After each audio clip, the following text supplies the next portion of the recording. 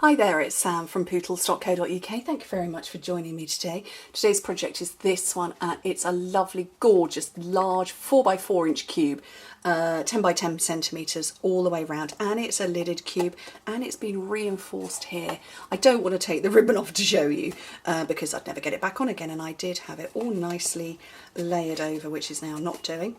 But I love it, and I adore the Petal Promenade paper. It is just sublime. I love the fact that it's photographed, just amazing, and for a girl like me who's not particularly floral, can't stop using it. Okay, so you need a piece of cardstock that is 12 by 12 centimetres. If you work in metric, make it 30 by 30 centimetres, and you need paper of the same size. So I've got Petal Pink here. This one I used, oh, it's green from previous project. This one is Grapefruit Grove, but I've gone Petal Pink with this one. It just seems to tone that a little bit better. Okay, so with the base, we're going to do the base first. And what do I do with my stylus? Okay, so score it at 4 inches, 10 centimetres on all 4 sides.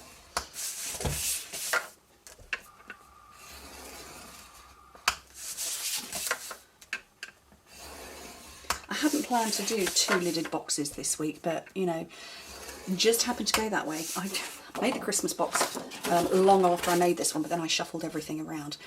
Okay, so with this one, and I'm going to show you a tip, and on Monday's video I said you can just shuffle your cardstock in. Another way to, your paper rather, another way to do it is just get a simple piece of paper, piece of cardstock rather, fold it in half and shove it in the corner, and then it will move the paper out enough that you get that it's equal to 2 thicknesses, which is what that's got to get over. So that's a tip for you. Let me just hold that in place. And you're going to score this one at 1 and 4, and then you're going to turn it round. So 1 and 4. And then turn it round and keep that in place. And again, 1 and 4.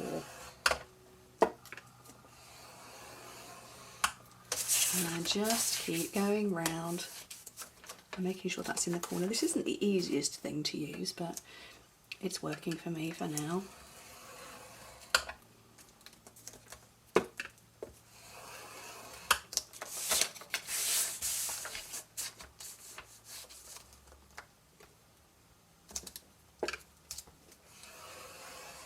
One and 4. Okay, so I'm going to put that to one side, so I'm going to come back to it and you're going to be able to see on that side better. Gosh, that's pretty, isn't it? Woo. I suddenly get swayed by the paper that we've got. Okay, so where's my bone folder? So on this box, obviously it's 9 equal parts. So there's quite a bit of choppage to do. So cut down the straight edge of the centre square, chop in on one side, chop there, okay, and when you fold it round you've got a risk that this bit, oh, why is that going out of focus? Focus. That's better. You have the risk that there will be too much, that little bit of cardstock might overlap onto the next fold, so just chop, and then there is no risk, okay? It's going to get, there's plenty of room, and then just keep repeating all the way around.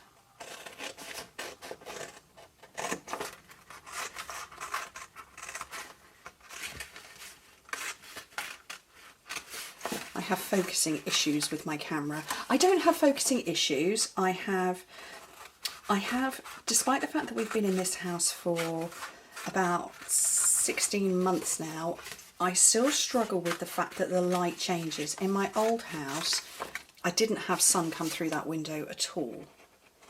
Or if it did, it came through when I was never in the room. So I could film all day long, particularly in the summertime, without having to adjust my lighting or focus or anything like that. And it just feels like I can't get it right in this house. And my tripod is currently about 8 inches that way. I normally film 8 inches there. I'm normally filming here, but I've had to move it because of the light. So this is all going to fold round and make our glorious box. Okay, it's all going to come round like that. And it's all going to tuck in and hide away. This one, I'm going to fold it all up and then I'm going to mark with a pen the bits to cut and the bits to remove. Oh, paper's so beautiful. Have you seen the video that Stampin' Up created? They put out a video on how they made this paper and how they photographed it. Just brilliant. It's on, Stampin' Up has its own YouTube channel. Brilliant resource there. Go and have a look at that because it shows you how to do stuff, and you can see all of the designer series paper in one video over there as well.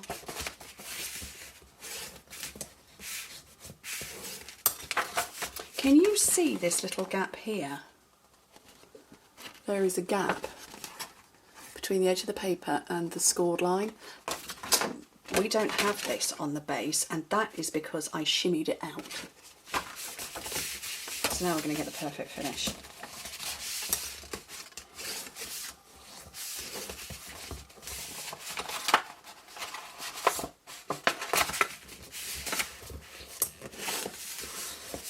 Right, so let me grab a pen. That one's close, I don't know what colour that is, Blackberry Bliss. So what you need to do, cut there,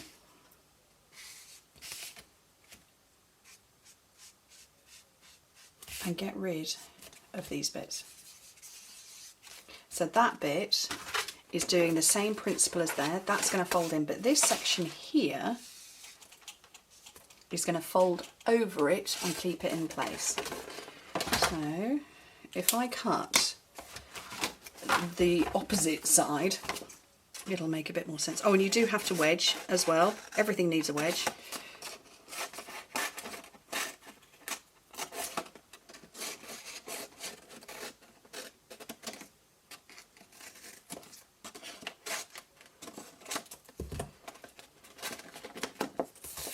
So those are the bits, we've cut it all away, and that's going to fold round, and then that will fold over and keep it in place. So just repeat it all the way around. Like I say, don't forget to wedge.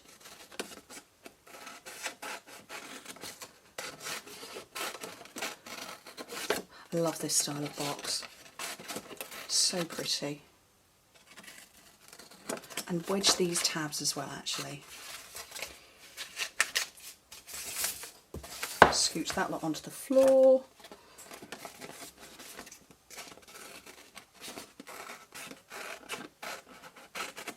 So you can see I'm creating that wedge early on.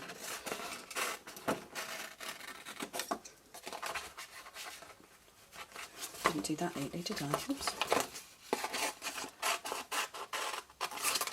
Feels like a lot of wastage, but it's not actually.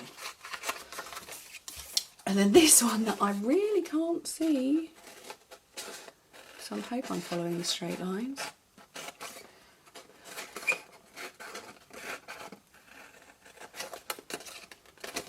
It's reasonably straight.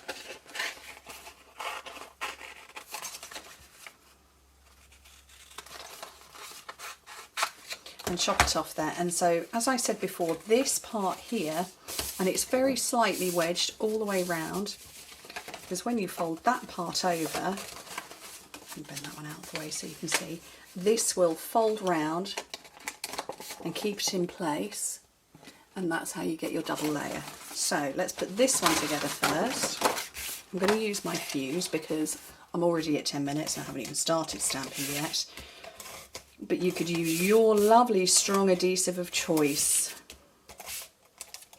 Apparently I'm not using that one because that's run out. Let's grab this one. Oh, and a dimensional back. Don't want that.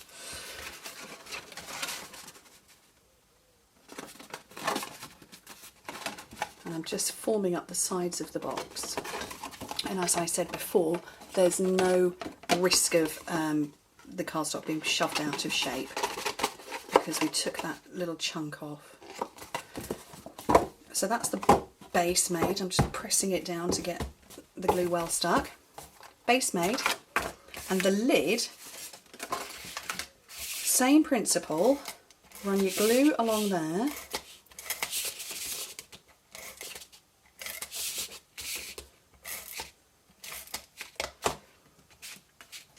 And build it up.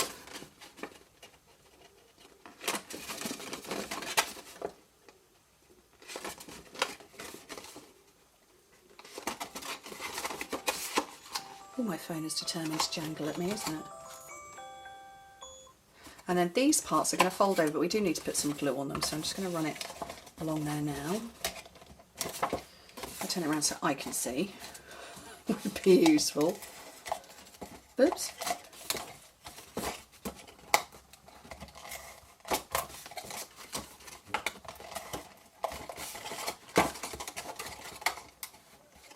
Can't see, so I'm putting glue on those tabs, and then when I fold them into place, it doesn't need to hold those side tabs in place, but this is just, it makes it very neat inside there. Okay, so one reinforced lidded box with the lid. Listen, I don't know if you're going to be able to hear it. Oh, perfect fit. It's actually blowing air on my hand. Perfect fit. Right, let's get stamping. So I'm going to put my ribbon on, and this, I don't know that this is Petal Pink.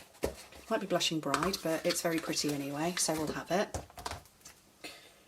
I'm sure there is a Petal Pink ribbon. There must be a Petal Pink ribbon because we tend to have the new in colours. Well, that's not... Is it an in colour or is it an old in colour? I don't remember. No, it's in the subtles, isn't it? So I'm going to put a bow on this one. I went for a triple layer of ribbon on the last one. So I've got this sort of like lovely whimsical thing. And I've got, so this is the matching stamp set. So it's beautiful Promenade, part of the same suite. It does have dies with it, and I did die cut these out. I might not, again, just looking at time. I put You All My Everything. I don't know. I think I might go for this one. I'm Here For You, Friend. Yeah. So, measuring this up. Oh my goodness. I'm Here For You, Friend. Because you could put some nice little toiletries or treats or something in there. So I'm going to measure this up. So I want, because I want to put some stamping around it as well. So I'm going to go for 2 inches by 3 inches. A piece of Whisper White.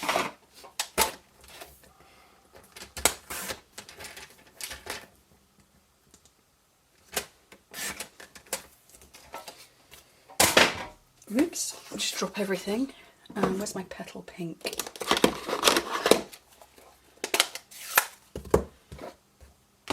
Grab some blocks. So, have you heard this tip about photopolymer?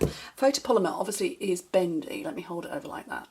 And if you put it onto your block, you risk it being wobbly, which is fine if you want a bendy look. So always put it on your grid paper and let it relax and pick it up with your block. And that one. I love the corner flowers.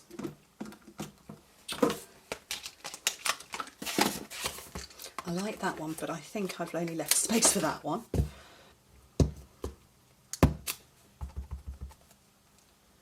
We'll have them a bit upside down, it's okay. They can go off the page a little bit.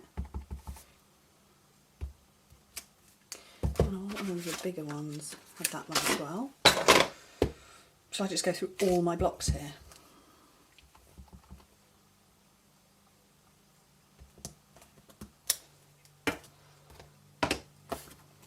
And that, I think, is done. I was going to put it on the wrong one there. And I think that's lovely. It definitely does need the elevation from the die cut shapes, but like I say, time. And your time is precious, and I don't want to steal it all from you. I want you in your craft rooms creating. I'd love to know how many of you create a project straight after watching one of my videos. I'd love to know. I do see some of them now and again. Do you know what? I want to add something in there, and I don't know what, but I'm thinking, oh, from the Share What You Love stuff, I wonder if this old sort of antique rose would work. No, that doesn't work. Something needs to go in the corner. Maybe some pearls or something. I'm not sure. Anyway, I love it, with or without extra decoration. Very, very pretty. Hope you like it too. Bye.